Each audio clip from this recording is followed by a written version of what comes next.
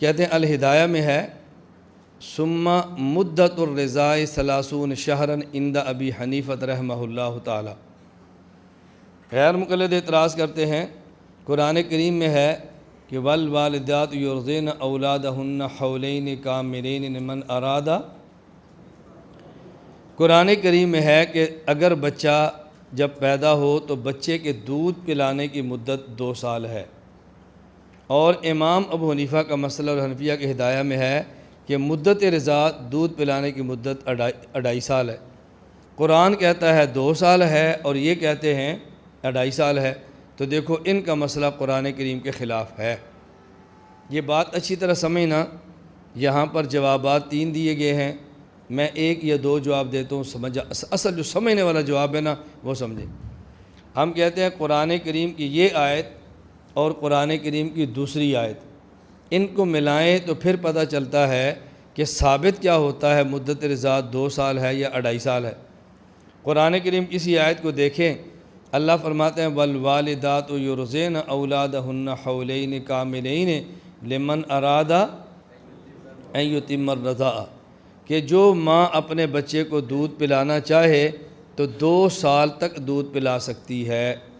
آگے فرماتے ہیں فَإِنْ أَرَادَا فِصَالًا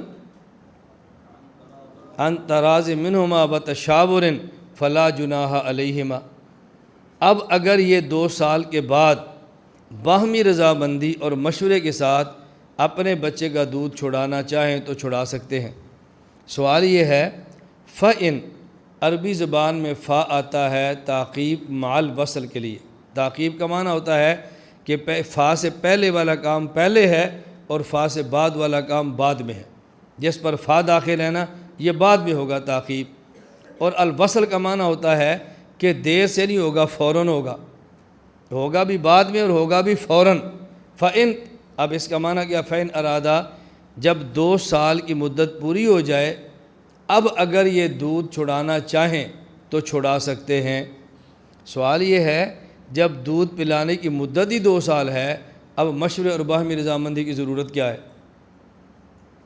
باہمی کو ضرورت ہے نہیں، مدت اتنی تھی پوری ہو گئی، اب مشورے سے کیوں چھڑائیں گے، اب تو خواہ چھڑانا ہے۔ تو یہ فا بتا رہی ہے اور اس سے اشارہ نکلتا ہے کہ 2 سال کے بعد بھی دودھ پلانے کی گنجائش موجود ہے۔ وہ 2 سال کے بعد دودھ پلانے کی کتنی گنجائش موجود ہے وہ اس آیت کریمہ میں موجود نہیں ہے۔ وہ کتنی ہے، وہ قرآن کریم کی دوسری آیت ہے وَوَصَّيْنَا الْإِنسَانَ بِوَالِدَيْهِ إِحْسَانًا حَمَلَتْهُ أُمُّهُ كُرْهًا وَوَضَعَتْهُ كُرْهًا وَحَمْلُهُ وَفِصَالُهُ 30 شهرًا۔ اللہ فرماتے ہیں ہم نے انسان کو بطور خاص یہ بات سمجھائی ہے کہ اپنے والدین کا خیال کرنا، اور والدین میں سے بھی ماں کا بہت زیادہ خیال کرنا ہے۔ کیوں؟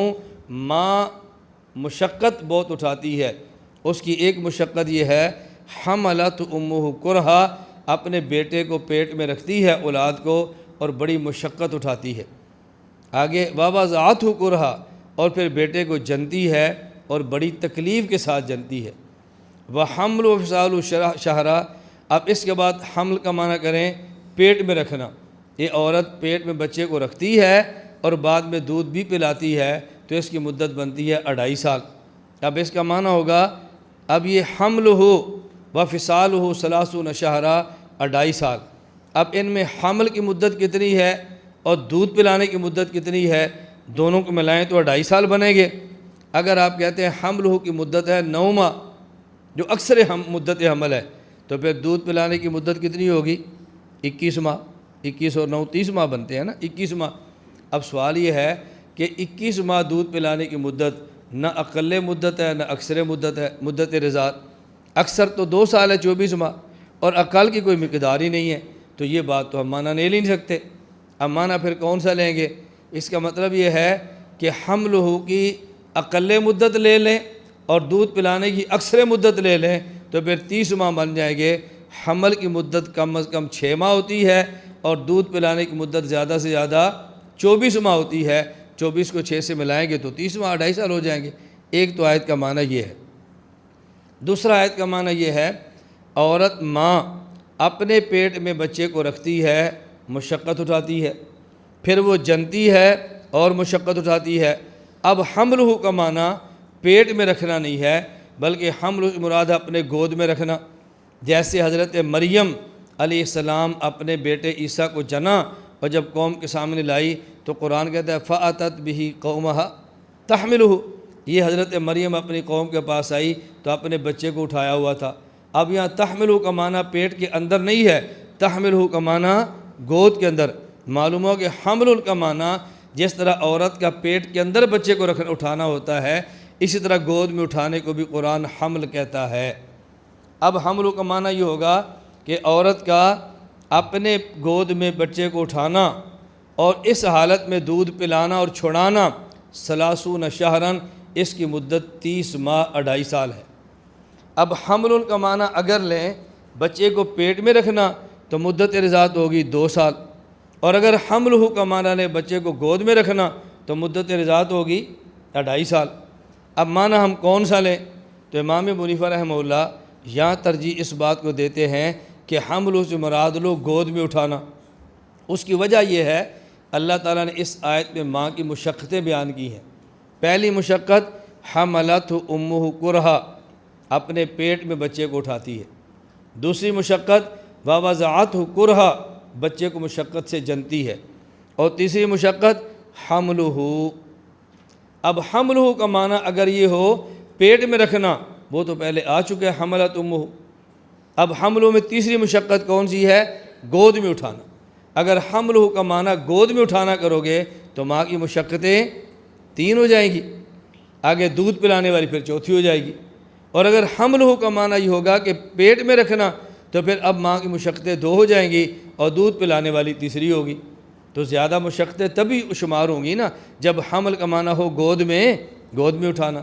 اور ضابطہ بھی یہ ہے اگر ایک لفظ کو 2 بار ذکر کیا جائے اور معنی ایک ہو اسے تاکید کہتے ہیں، اور اگر ایک لفظ کو 2 بار ذکر کیا جائے ہر بار معنی الگ ہو اسے استئناف کہتے ہیں۔ اور بلاغت کا ضابطہ یہ ہے الاستئناف اولا من التاکید، استئناف تاکید سے بہتر ہوتی ہے۔ تو بلاغت کا بھی تقاضا یہ ہے کہ حملہ کا معنی یہ ہو کہ ماں بچے کو گود میں اٹھاتی ہے۔ اب دیکھو حولین کاملین، اس سے پتہ چلا کہ دودھ پلانے کی مدت 2 سال ہے۔ وحمل وفصال 30 شہرا، اس سے پتہ چلا کہ بچے کو دودھ پلانے کی مدت 2.5 سال ہے۔ اب امام صاحب فرماتے ہیں کہ فا ان ارادہ، یہ فا بھی اشارہ کرتا ہے مدت 2 سال سے زائد ہے، اور حمل وفصال 30 شہرا یہ آیت بھی بتاتی ہے کہ مدت 2 سال سے زائد یعنی 2.5 سال ہے۔ اب امام صاحب رحمۃ اللہ علیہ کے 2 قول ہو گئے، ایک قول ہو گیا دودھ پلانے کی مدت 2 سال ہے، اور ایک قول ہو گیا مدت دودھ پلانے کی 2.5 سال ہے۔ یہ قول تو 2 ہیں، لیکن فتویٰ حضرت امام صاحب رحمۃ اللہ علیہ کا وہ 2 سال والے قول پر ہے، 3 سال والے قول پر نہیں۔